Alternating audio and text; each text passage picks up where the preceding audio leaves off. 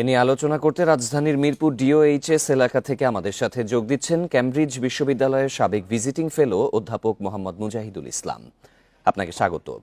Bundle থাকলে প্রতি সেনমানিতে টাকা বাঁচবে। বিকাশ সেনমানি বান্ডেল কিনে জিতুন প্রতি লেনদেনে। শুরুতে জানতে চাই যে এই পাটগ্রাম থানা ঘেরাও ও আসামি ছিনতাইয়ের ঘটনায় 4 জনকে গ্রেপ্তার করা হয়েছে। বিএনপি বলেছে তাদের কেউ এর সাথে জড়িত নয়। এ বিষয়ে কি বলবেন? ধন্যবাদ আপনাকে। আমরা যেটা জানি বা আপনার যেটা একটু আগে বললেন যে পাটগ্রামে যে 4 জন আসামিকে ছিনতাই করে নেওয়া হয়েছে বা নিয়ে যাওয়া হয়েছে, এই ঘটনাগুলো খুবই অনাকাঙ্ক্ষিত। এটা শুধু পাটগ্রাম না, আমরা গতকালও জানি যে চিটাগাঙ্গের পটিয়াতে ওসির বিরুদ্ধে বৈষম্য বিরোধী ছাত্র আন্দোলনের নেতারা এবং অন্যান্য নেতারা বিভিন্ন রকম ভাবে রাস্তা রাস্তা অবরোধ করে রেখেছিল এবং সারা দেশে একটা যে মব সংস্কৃতি চালু হয়েছিল সেটার এক ধরনের মানে কন্টিনিউশন, এবং সেটা অনেকটা এখন একটা রাজনৈতিক রূপ লাভ করছে। তবে আমরা যেটা আশার আলো দেখতে পাচ্ছি সেটা হচ্ছে যে বিএনপি রাজনৈতিকভাবে তার সংগঠনের কর্মীদের ব্যাপারে আহ জোরালো অবস্থান নিচ্ছে। একটা বিষয় আমাদেরকে মনে রাখতে হবে, সেটা হচ্ছে যে রাজনৈতিক সংগঠনগুলোতে প্রায় দুর্বৃত্তদের জায়গা হয়। এখন কথা হচ্ছে যে রাজনৈতিক দলগুলো সেই দুর্বৃত্তদেরকে কেমন আশ্রয় প্রশ্রয় দিচ্ছে সেটার উপর অনেকাংশে বিষয়টাকে নির্ভর করে। আমরা গতকাল দেখেছি যে বিএনপিতে ঢাকা মহাখালীতে যে একটা বারের ঘটনা, সেখানে যুবদলের একজন শীর্ষস্থানীয় নেতা সেখানে দায়ী হলে তাকে বহিষ্কার করা হয়েছে দল থেকে, এবং আজকেও পাটগ্রামের ব্যাপারে বিএনপি সুস্পষ্টভাবে জানিয়ে দিয়েছে যদি কোনো দলীয় নেতাকর্মী দায়ী থাকে তাদের বিরুদ্ধে যেন সরকার ব্যবস্থা গ্রহণ করে। আমি মনে করি যে এই জায়গাটা আসলে দলীয় বিবেচনায় না দেখে মূল জায়গাটা যেটা দেখা দরকার আমাদের, সেটা হচ্ছে সরকারের সক্ষমতার ব্যাপারটা। আমরা গত 10 মাসে দেখেছি যে সরকারের এই জায়গাটায় আইন শৃঙ্খলার ব্যাপারে এখনো পরিপূর্ণভাবে তারা সমস্ত কিছু গুছিয়ে উঠতে পারেনি।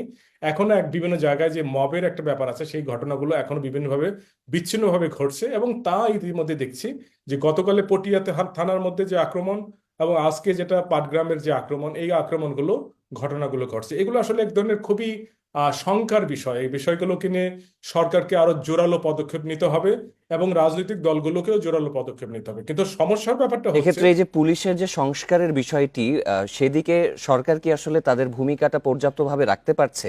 পুলিশ বাহিনী এখনো কি সেই ভয় থেকে বেরিয়ে আসতে পেরেছে কিনা এই সকল ঘটনায়? আমি যদি বলি যে বাংলাদেশে বর্তমান সরকার এবং রাজনৈতিক দলগুলো যেভাবে রাজনৈতিক সংস্কারের কথা বলে, সেই একইভাবে পুলিশের সংস্কারটাকে তারা বারবার এড়িয়ে যাচ্ছে। এই কারণে এটা বোধগম্য, খুব সহজেই বোধগম্য। কারণ সকল রাজনৈতিক দল, এমনকি বর্তমান সরকারও চায় না যে পুলিশ সংস্কারের মাধ্যমে যে পুলিশের উপরে তাদের নিয়ন্ত্রণটা দুর্বল হয়ে পড়ুক। কারণ পুলিশ বাহিনী সকল রাজনৈতিক দলই মনে করে যে পুলিশ তাদের নিজেদের নিয়ন্ত্রণে থাকবে, যাতে করে পুলিশকে তারা তাদের মতো করে ব্যবহার করতে পারে।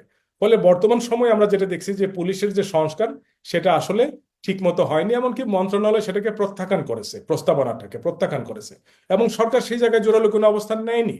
এর কারণটা হচ্ছে এইটা আমি যেটা বললাম। তো এখন বিষয়টা হচ্ছে পুলিশের সংস্কার না হবার কারণে পুলিশের জন্য যথাযথভাবে কাজ করা অনেকটাই কঠিন। দেখুন, পুলিশের যে মনোবল, সেই মনোবল তৈরি করতে হলে নতুন করে পুলিশে একটা ব্যাপক সংস্কার করা দরকার। কিন্তু অত্যন্ত হতাশার বিষয় হচ্ছে গত 10 মাসে পুলিশের সংস্কারে আমরা কোনো ধরনের কোনো কার্যকরী পদক্ষেপ দেখি নেই। আজকে যে বাংলাদেশে যে কোনো জায়গায় পুলিশ একটা যুগান্তকারী ভূমিকা নেবে, তার একটা বড় সমস্যা হচ্ছে একদিকে সরকার তাকে পুরোপুরি আশ্রয় প্রশ্রয় দিতে পারে না, তার নিরাপত্তা সুনিশ্চিত করতে পারে না, কারণ সরকারটি নির্বাচিত সরকার না। যদি কোনো নির্বাচিত সরকার থেকে, যখন আওয়ামী লীগ ছিল, আওয়ামী লীগ রাজনৈতিকভাবে প্রশাসনিকভাবে দুইভাবেই পুলিশের নিরাপত্তা নিশ্চিত করতে পারতো। ফলে পুলিশ যে সাহসীভাবে পদক্ষেপ নিতে পারতো আজকে আইন শৃঙ্খলার ক্ষেত্রে, সেটা পুলিশের এই ঘটনার রেশ ধরে যদি আরেকটু বলতে চাই যে জামায়াতের আমির এই পাটগ্রামের ঘটনা উল্লেখ করে বলেছেন যে পুলিশের এখন যেহেতু সংস্কারটা হচ্ছে না, তো সুষ্ঠু নির্বাচন নিয়ে তিনি একটি সংশয় জানিয়েছেন। তো তার এই সংশয়টি ঠিক কিনা?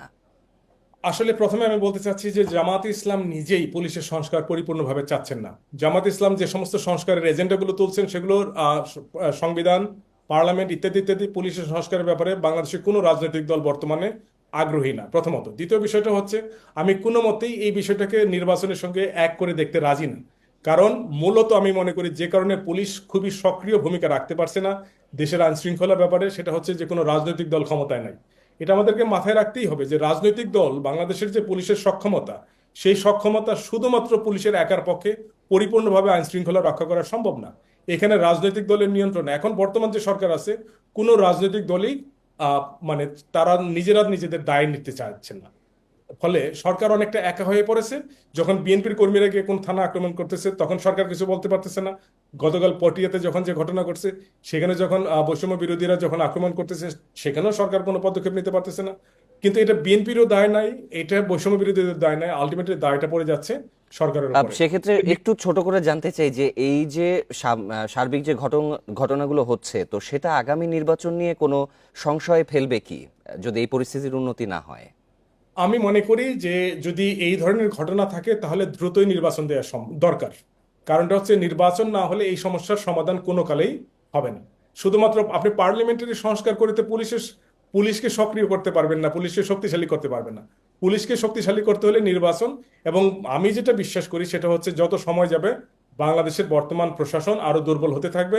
অতএব অনতিবিলম্বে নির্বাচনের মাধ্যমে বিষয়টি নির্বাচিত রাজনীতিবিদদের কাছে ছেড়ে দেওয়া দরকার, যাতে করে আমরা নির্বাচিত সরকারকে দায়ী করতে পারি যে আপনাদেরকে আমরা ভোট দিয়েছি কিন্তু আপনারা আমাদের কোনো নিশ্চয়ই দায়িত্ব এখানে পালন আসলে জবাবদিহিতার প্রশ্নটি থেকে যায়। অধ্যাপক মোহাম্মদ মুজাহিদুল ইসলাম, আপনাকে ধন্যবাদ আমাদের সাথে যোগ দেওয়ার জন্য।